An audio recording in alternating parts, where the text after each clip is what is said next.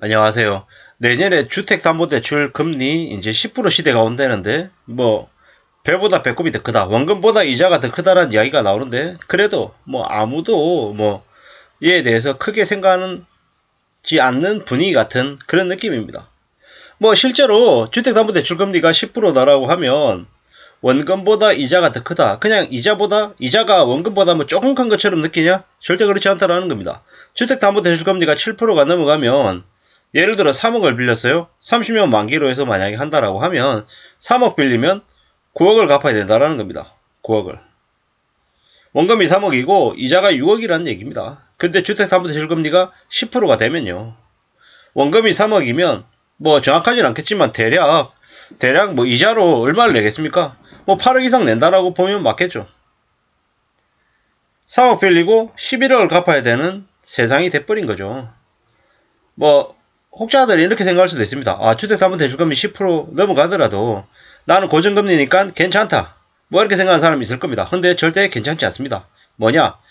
고정금리라 하더라도 고정금리를 은행은 금융권은 사정에 따라서 자기들의 이해관계에 따라서 변동금리로 바꿀 수 있다는 겁니다.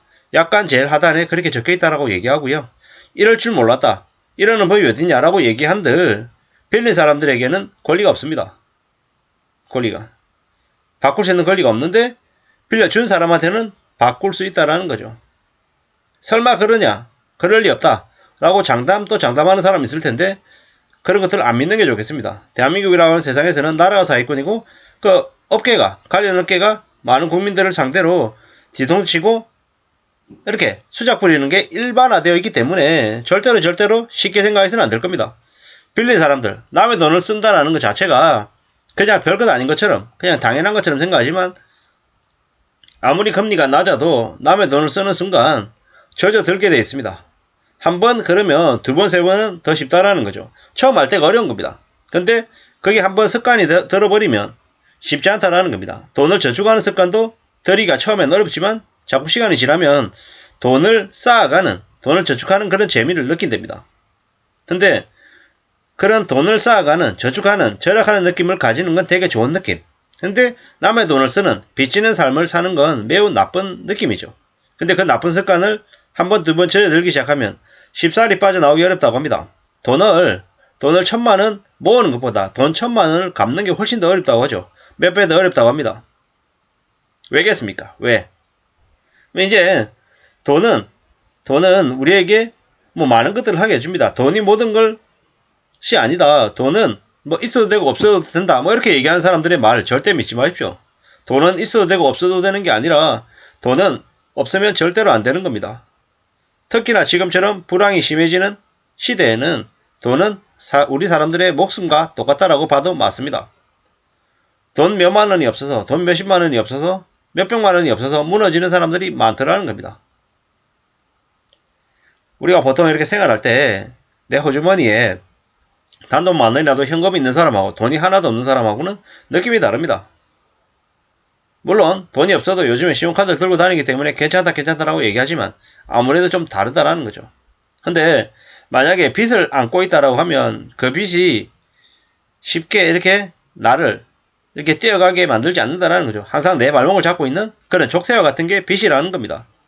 과거에도 그랬고 지금도 그렇고 미래에도 그렇고 빚이 노예를 만드는 겁니다. 뭐 우리가 흔히 아는 역사에서 노예가 뭐 잡혀온 사람들 되게 뭡니까? 인신매매 당해서 이렇게 노예가 된 사람도 있지만 대부분의 경우는 뭐다? 빚져가지고 자기 자신이 빚지든 아니면 부모가 빚지든 그래서 노예가 된다라는 거죠. 노예 노비 말이죠. 뭐 앞으로 이자를 이제 더 많이 부담해야 되는 사람들이 어떤 삶을 살겠습니까? 소리 소문 없이 인간사료 먹으면서 고개 숙이고 일만 하겠다. 이런 모습을 아마 많이 보게 될 겁니다. 무서운 얘기죠. 설마 그럴 리 없다. 과연 그럴까? 이런 얘기를 많이 하지만 이웃나라 일본의 뭐 드라마 아니면 영화 뭐 소설책 이런 것들을 보면 경제 상황이 어떠한지 잘 알 수 있습니다. 경제 불황이 심해지면서 일본은 상상을 초월하는 혼동, 공포, 뭐 막장 이런 것들이 많았습니다. 왜 그랬겠습니까? 왜? 먹고 살기 어려우니까.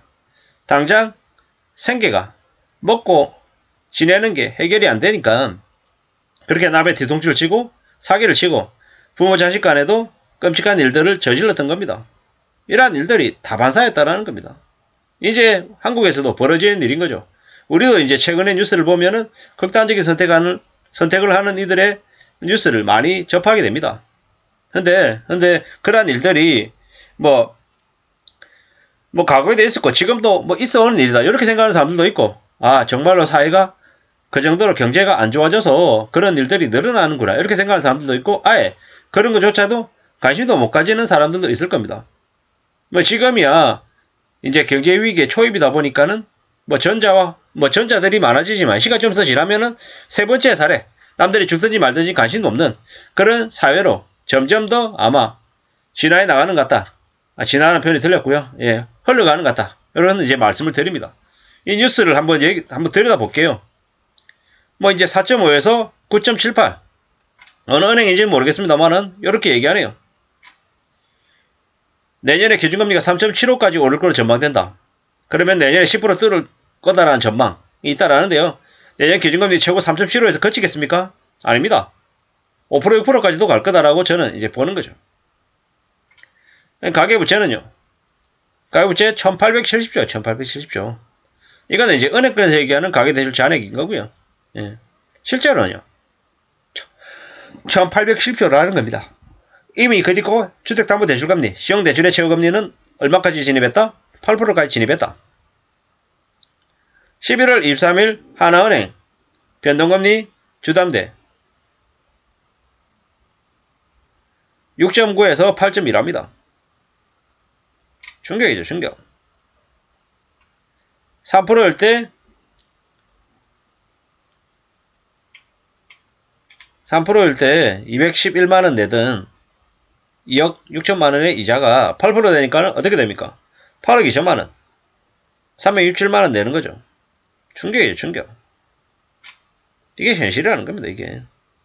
5억 대출 한 거예요, 5억 대출. 5억 대출 해가지고 3%일 때는 이자가 총 대출액의 대출 원금의 절반이었지만 8% 되니까 어떻게 된다? 거의 한 2배까지는 아니어도 2배 가까이 되더라. 제가 말씀 잘못 드렸네요, 그러면. 원리금 균등상 안에서 제가 말씀 잘못 드렸네요, 처음 얘기할 때. 3억 빌려가지고 8% 되면, 7, 8% 되면은, 3억 빌려가지고 이자를 6% 낸다, 6억 낸다라고 했는데, 그건 아니네요. 조금 제가 말씀 잘못 드렸으니까, 그건 정정하겠습니다.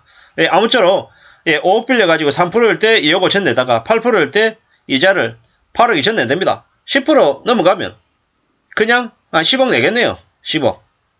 대략 봤을 때. 이제는 5억 빌려가지고, 원금 말고 이자로만 10억 내는 시대가 이제 오는 거네요. 무서운 얘기입니다. 과연 5억 대출 해가지고 괜찮을까요? 괜찮지 않은 거죠. 대안대출 가능하냐? 쉽지 않을 겁니다, 이거. 이 대안대출 한다 그래가지고 금리가 팍팍 떨어지는 일은 거의 없을 거다. 함부로 믿지 말라. 라는 말씀을 드리고 싶고요. 지금 이제 예를 들어서 5억을 대출해가지고 부동산을 가지고 있다. 어떻게 해야 될까요? 최대한 빨리 팔아내야 됩니다. 최대한 팔아내야 됩니다. 빚 못 갚으면 경매로 넘어갑니다. 2달만 연체해도 바로 경매 넘어간다. 이걸 현실이다라고 생각하시고 정말 무섭게 생각해야 됩니다. 참 무서운 일이 계속 벌어지고 있습니다. 함부로 믿지 말아야 될 것 같습니다. 이상입니다.